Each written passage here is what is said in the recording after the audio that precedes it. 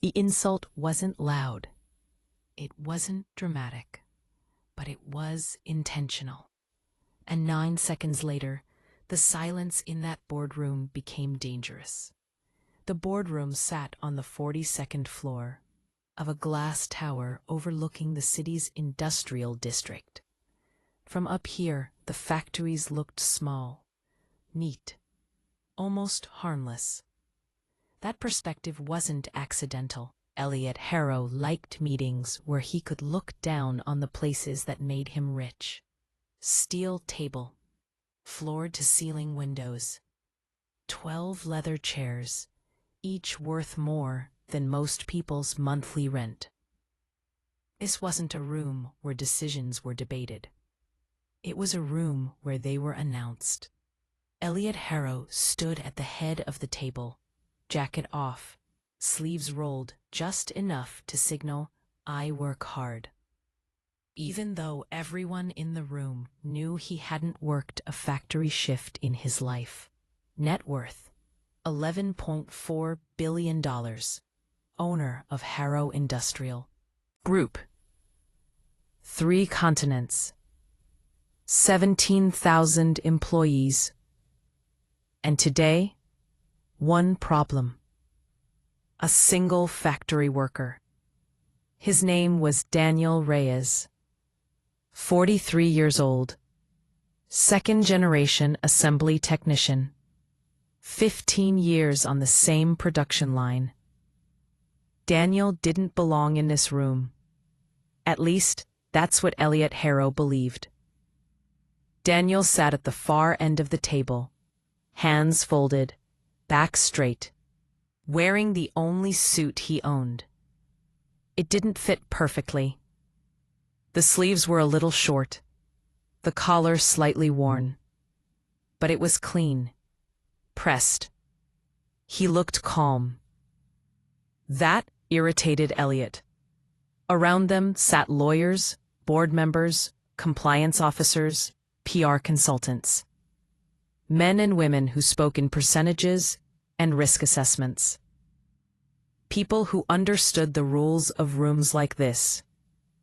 Daniel did not speak their language, and that made him dangerous. The meeting had started 30 minutes earlier. At first, it was routine. Cost projections, supply chain adjustments, a proposed closure of one regional factory. Daniel's factory. The plan was simple. Close it. Relocate production overseas. Increase margins.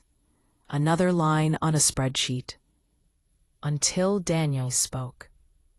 Not loudly, not emotionally, just clearly. He explained how the machines in that factory were older than the ones listed in the reports. How the safety audits referenced equipment that had been replaced years ago. How the projected output numbers were mathematically impossible without cutting corners that would put workers at risk. He wasn't accusing anyone. He was correcting the record. The room shifted. Executives glanced at each other.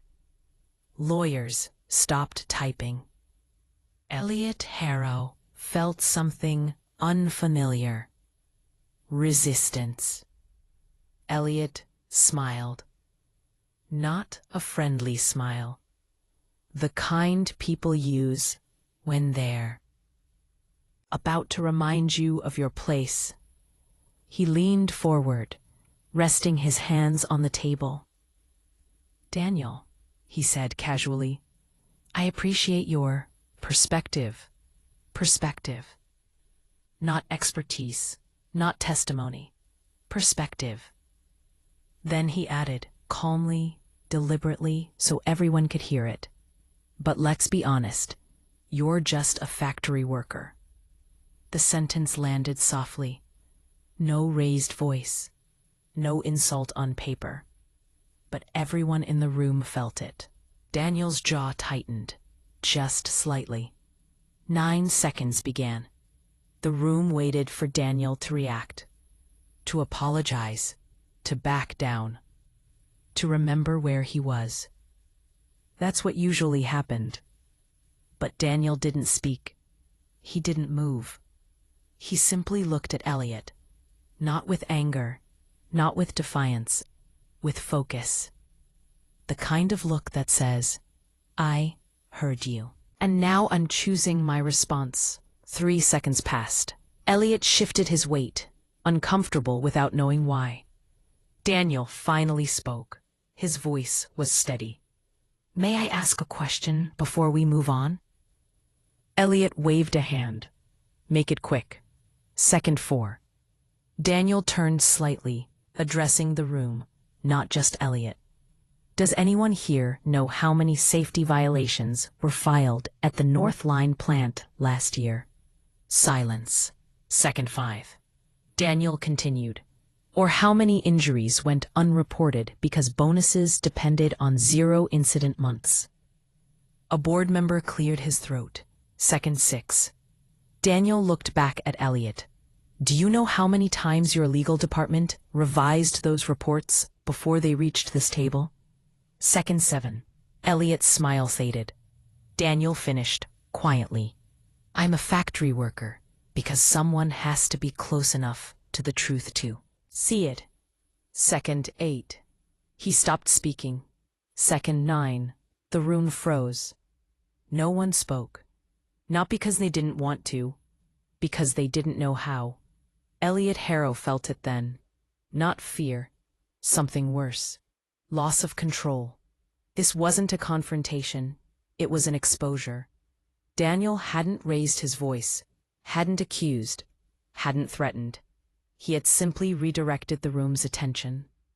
From power to accountability. Elliot straightened. He laughed once, sharp and forced. Are you suggesting, he said, that this company is lying? Daniel shook his head. No, he replied. I'm suggesting that the distance between this room and that factory allows the truth to be adjusted without anyone noticing.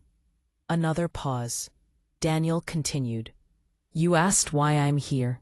I'm here because the numbers you're discussing involve people who don't get to sit at this table. A lawyer shifted uncomfortably. The PR consultant avoided eye contact. The silence grew heavier. Dangerous. Elliot leaned back in his chair. He was angry now. But anger wasn't useful here. Too many witnesses, too many consequences. He had humiliated Daniel to reassert dominance. Instead, Daniel had reframed the room. Elliot cleared his throat. We'll take this under advisement, he said, which was billionaire language for this meeting is over. Daniel nodded. He didn't smile. He gathered his papers and stood. As he reached the door, one of the board members spoke. Daniel, she said quietly, could you send us those injury records? Daniel paused. Of course. And then he left. The room exhaled. Elliot remained seated. He stared at the glass wall overlooking the factories. For the first time, they didn't look small. They looked close. 3 weeks later, the North Line plant did not close. Instead, an independent audit was announced. 4 executives quietly resigned. A new compliance division was formed. Elliot Harrow gave a press interview calling it a proactive ethical shift. No mention of Daniel, but everyone in that room remembered. Daniel returned to his line the next day. Same machines, same noise, same coworkers. But something had changed. People listened to him now, not because he was louder, because he had spoken when it mattered. Years later, a junior manager asked him what it felt like to stand up to a billionaire. Daniel fought for a moment. Then he said, "He didn't lose power because I challenged him. He lost it because I didn't play the role he assigned me." And that's the lesson hidden in those 9 seconds. Power depends on agreement, on silence, on people accepting the labels placed on them. The moment someone refuses, the room changes. Who's sitting at your table right now? And what would happen if, for 9 seconds, you chose truth over position?